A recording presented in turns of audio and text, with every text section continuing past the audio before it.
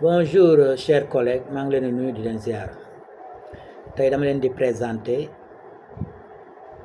une leçon sur les activités numériques portant sur les algorithmes. Mais avant boobu bëgg naa ngeen abonné sama chaîne YouTube ngeen aimé tamit su ko defee chaîne bi mi ngi tudd Diarlo Préscolaire TV. su ngeen duggee YouTube rek su ngeen bindee Diarlo Préscolaire TV ne leen ko won su ko defee ngeen mën a suivre activité yu nga xam ne duma ko def TikTok. kon damay jàll directement sama OS nu ma koy formuler mooy dama ne au terme de la séance l'enfant devra être capable de compléter correctement des algorithmes un selon la couleur. su ko defee ma dem les préalables foofu installation moo fa am salutation et vérification kon ma entamé sama prérequis bii pas du ma def révision prérequis laay def parce que couleur yu may réviser vocabulaire la nekk kon prérequis laay def ma ne part de l'éducatrice présente la situation 2 points ou bien propose un exercice 2 points contexte tu as un dessin d'objet mis à ta disposition dessin bi nag yaay choisir objet loo neex man sama kii dama ne sac gurtu pot chaise supposons si consigne ma ne consigne colorie le sac en bleu la gourde en rouge le pot en vert la chaise en jaune su ko defee si activité des enfants écoute la situation exécute la consigne corrige su ko defee ma jàll ci mise en situation comme ni ñu amee habitude du ko def y a 3 parties partie bu njëkk bi da ngay wax xale yi nga ne leen aujourd'hui nous allons apprendre à compléter des algorithmes un selon la couleur beneen baat bi ci topp à la fin de la leçon tu seras capable de compléter des algorithmes un selon la couleur mën nga préciser couleur yi su la neexee supposons vert bleu rouge après vert jaune su la neexee su ko defee si troisième partie bi c'est important de pouvoir compléter des algorithmes car ils peuvent te servir quand tu seras à l'élémentaire ou bien ils peuvent te servir à faire l'addition ou bien à compter yu mel noonu su ko defee activité des enfants écoute léegi ma dem ci présentation de la notion ci présentation de la notion part de l'éducatrice lu may wax mooy présente la situation présente le matériel fait observer et manipuler matériel bi fii perle la ak fil de pêche su ko defee xale yi nga jox ne leen lii perle la lii fil de pêche maintenant observer et manipuler léegi nag ngeen ne ko ñun suñu coin poupée yi fa nekk dañ leen war a defal caq si caq yi dama si defar benn boo xam ne da ngeen koy xool benn modèle boo xam ne da ngeen koy xool léegi nag xool leen ma defar ko su ko defee nga jël fil de pêche bi nga nas benn bu bleu nas benn bu rouge nasaat benn bu bleu nasaat beneen bu rouge nga jël tey lu def beneen bu rouge est-ce que bii laa si war a teg ñu ne la déedéet tata wala déedéet tonton bu bleu nga si war a teg yaa ngi dégg ngeen leen très bien continuer nas nga def ko defaat ko su ko defee xale yi suivre su ko defee activité des enfants suivre et participe su ko defee ma ñëw si pratique guidée toujours pratique guidée avec la démarche de l'enseignement explicite dañ ne da nga def ko à travers un jeu ngeen ne leen maintenant nous allons jouer à un jeu qui s'appelle defar caq entre guillemets le jeu consiste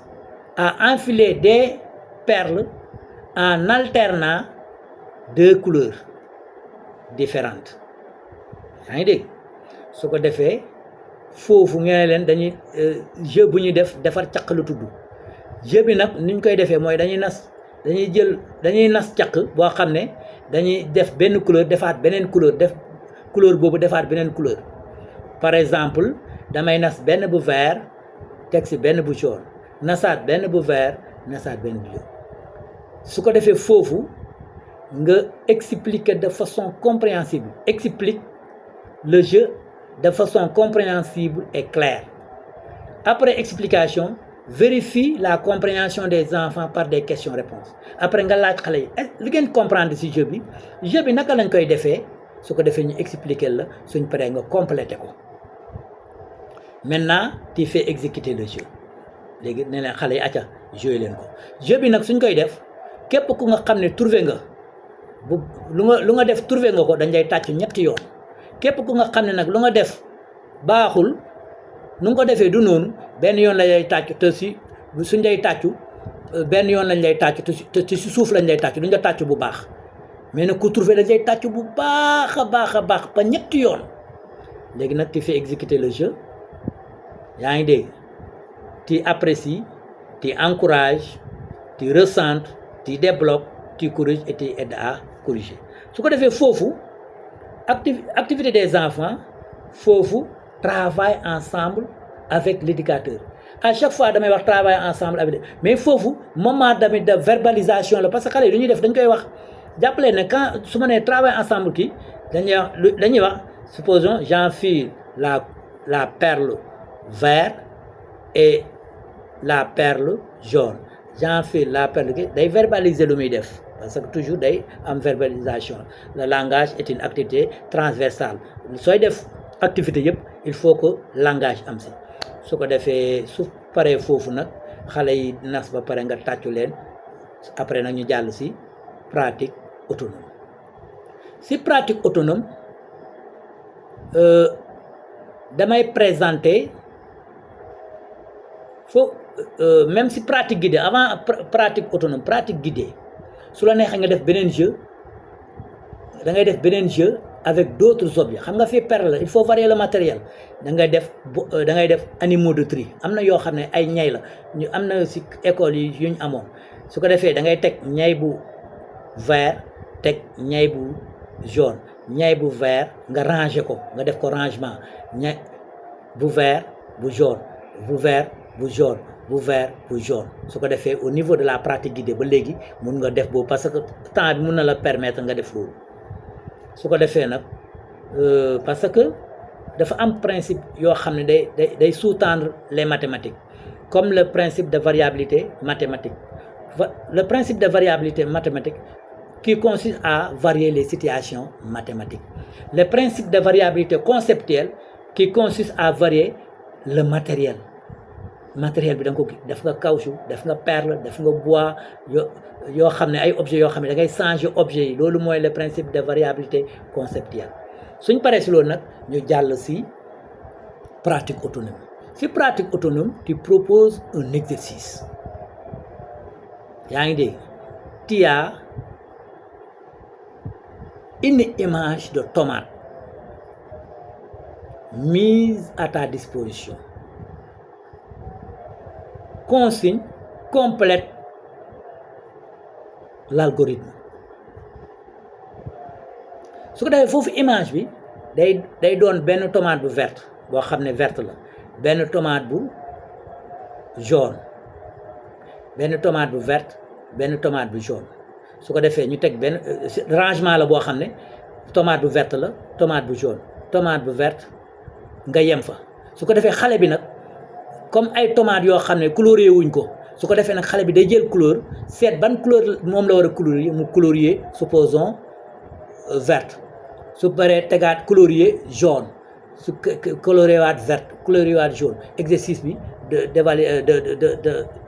de la pratique autonome noonu lay tëddee su ko defee tu fais exécuter la consigne apprécie corrige et à corriger au niveau des activités des enfants écoute la situation exécute la consigne en coloriant et en respectant les couleurs en alternant correctement les couleurs après corrige suñ paree foofu ñu dem objectivation il y a deux questions qu'est-ce que tu as appris aujourd'hui de nouveau lan nga jàng tey lu bees mu ne les algorithmes ngeen ne ko que peut-il retenir wala comment as-tu fait pour compléter les algorithmes un selon la couleur su ko defee xale bi tontu la su ko defee mu ne la lu ñu fay retenir mooy que ne sooy def algorithme mooy rangement da ngay teg benn couleur tegaat beneen couleur teg benn couleur tegaat beneen couleur noonu lañ ko defee su ko defee jeex na su rafetee suñ borom la su rafetut mooy su amee ay manquement man mu xeebu mi la du jégalu doyen yu nga xam ne ñoo fi nekk tey seetaan vidéo bi man nit kese laa mun naa am ay erreur te l'erreur est humaine waaw te j'ai l'habitude de dire que je ne pense en aucun cas détenir la vérité pédagogique car il y a tant de pédagogie que de pédagogues. C'était une contribution d'une séance d'activité numérique portant sur les algorithmes 1 selon la couleur. ku ma bëgg a suivre nag si yeneeni activités yi da ngay dem sama compte TikTok am na yeneen activités yoo xam ne sama compte sama chaîne YouTube laa koy defee te dee leen di abonné du aimer parce que daf may encourager pour mu mën di continuer kon donc du jégalu ñëpp jërëjëf.